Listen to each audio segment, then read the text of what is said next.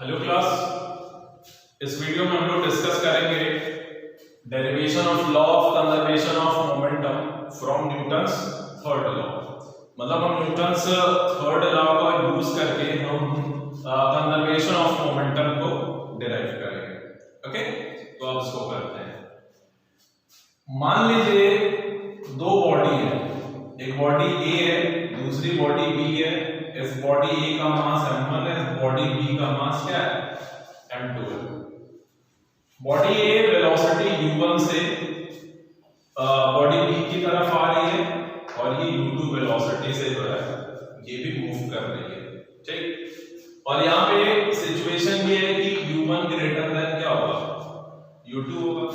मतलब इसकी जो स्पीड है इससे ज्यादा है, तो एक टाइम आएगा कि ये इसके साथ क्या होगा, इन दोनों का आपस में कोलिजन होगा। तो ये आपका कोलिजन वाली सिचुएशन है। तो जब इनका कोलिजन हो रहा है तो बॉडी ए जो है, बॉडी ए बॉडी बी पे फोर्स लगा रहा है। क्या लगा रहा है, बॉडी बी पे फोर्स लगा रहा है। कौन सा, FBA, force on body B due to body A. और सेम मैनर में न्यूटन्स थर्ड लॉ के हिसाब से ये बॉडी बी बॉडी ए पे फोर्स लगाएगा, दैट इज FAB, मतलब force on body A due to B. Clear? तो जब ये दोनों बॉल ए और बी कोलिजन स्टेट में है, मतलब वो कोलाइड कर रहे हैं, मतलब वो कांटेक्ट में है, तो दोनों ही बॉडी एक दूसरे पे ऑब्वियसली फोर्स लगा रहे हैं न्यूटन थर्ड लॉ के अकॉर्डिंग।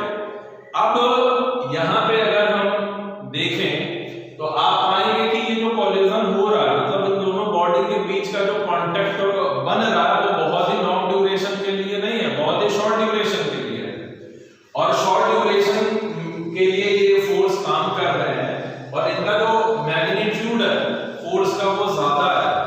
तो इसका मतलब ये जो फोर्सेस होंगे वो इंपल्सिव फोर्स होंगे। क्या होंगे, इंपल्सिव फोर्स होंगे। तो जब इनका कोलिजन मतलब ये कांटेक्ट खत्म होता है तो बॉडी ए, ठीक है, v1 स्पीड से और बॉडी बी जो है, ठीक है, v2 स्पीड से क्या कर रही है, इसको हम वेक्टर दे देते हैं, वेलोसिटी हो जाएगी। क्योंकि एक ही डायरेक्शन में दोनों जा रहे हैं तो इसलिए हम स्पीड और वेलोसिटी जो है हमारी दोनों एक ही होती है, ठीक। तो ये v1 और v2 वेलोसिटी से क्या हो रहा है, कोलिजन के बाद जा रहा है, ठीक। तो अब यहां पे अगर हम FAB और FBA में रिलेशनशिप देखें तो न्यूटन्स थर्ड लॉ के हिसाब से FAB जो होगा वो माइनस FBA के इक्वल होगा।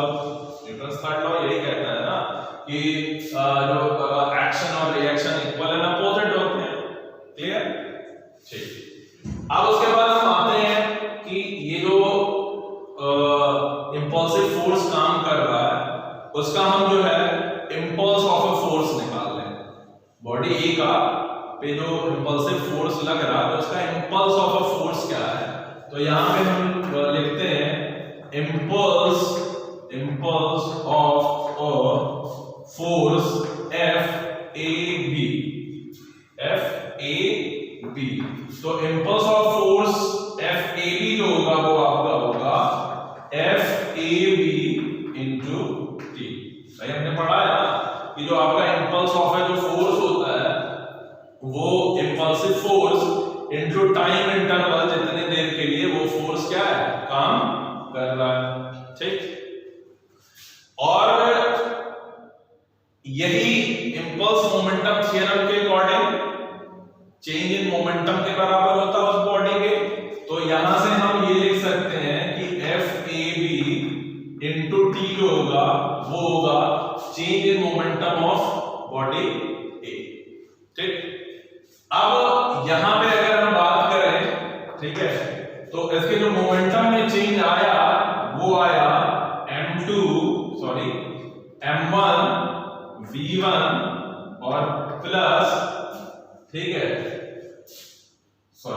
Minus M1 U1। ये बात क्लियर, ठीक।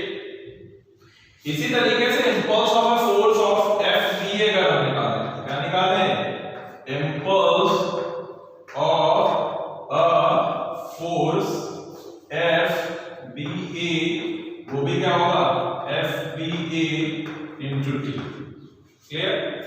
तो ये भी क्या है, इंपल्स मोमेंटम थ्योरम के according change in momentum of body v के बराबर होगा। तो यहां से f जो b a इनटू जो t होगा उसकी वैल्यू होगी change in momentum of body v, वो होगा m2 v2 minus m1 m2 u2। Clear है ये बात? अब अगर हम यहां पे देखें FAB और FBA, ठीक है, अगर हम यहां से अगर देख लें तो यहां पे अगर हम दोनों साइड t से मल्टीप्लाई करते हैं तो ये FAB into t is equals to minus FBA into t के इक्वल होगा।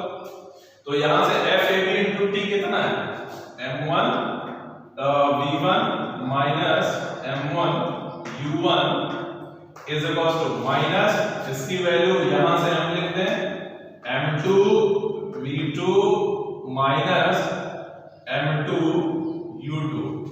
क्लियर है ये बात? तो यहां से अगर हम इसको सॉल्व करें m1 v1 minus m1 u1 is equals to minus m2 v2 और ये माइनस माइनस प्लस हो जाएगा और ये हो जाएगा m2 u2। क्लियर? अब मैं क्या कर रहा हूं कि इस वाले टर्म को इधर भेज दे रहा हूं और इस वाले टर्म को इधर भेज दे रहा हूं।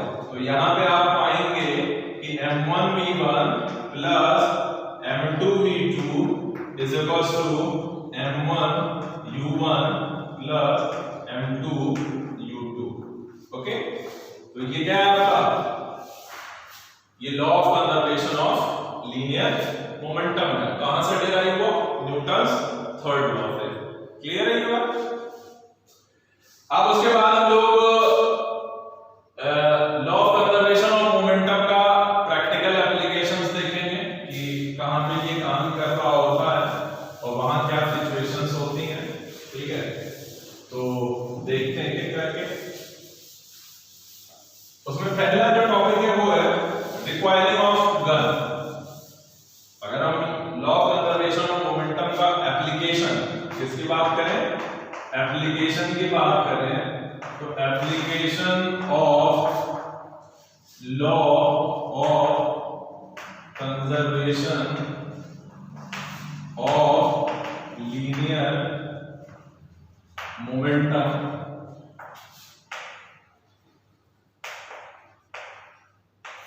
उसमें पहला जो आपका है वो है रिक्वायरिंग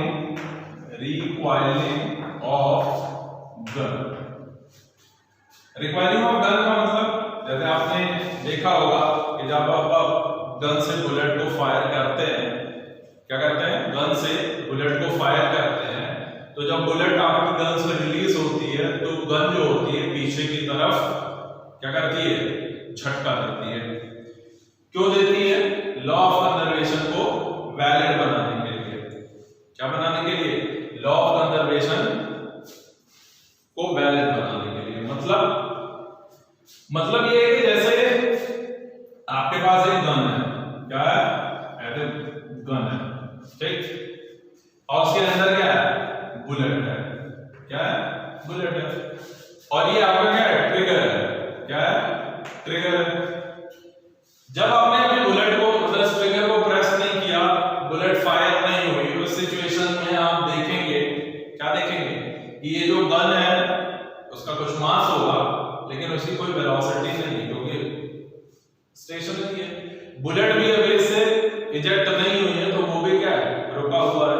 तो अगर मैं गन का मास जो है mg मानूं और बुलेट का मास मैं क्या मानूं, mb मानूं, ठीक है, और इसकी इनिशियल वेलोसिटी अभी मैं इसको u1 मान रहा हूं और इस बुलेट की इनिशियल वेलोसिटी मैं u2 मान रहा हूं, तो अभी दोनों में ही कोई वेलोसिटी नहीं है, ठीक है। तो इसका जो इनिशियल मोमेंटम होगा बुलेट रिलीज होने से पहले वो क्या होगा, जीरो होगा। क्या होगा, जीरो होगा। लेकिन जैसे ही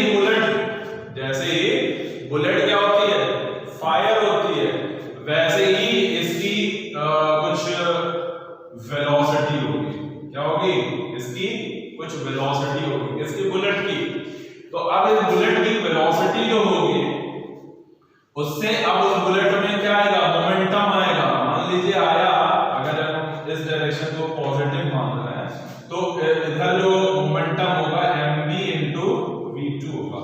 होगा कि नहीं होगा? अब अगर ये बुलेट रिलीज हो जाए और इसमें कोई वेलोसिटी एक्वायर ये ना करे, ठीक है, तो ऐसे सिचुएशन में इस बुलेट का सॉरी इस गन का मोमेंटम आफ्टर फायरिंग को क्या होगा?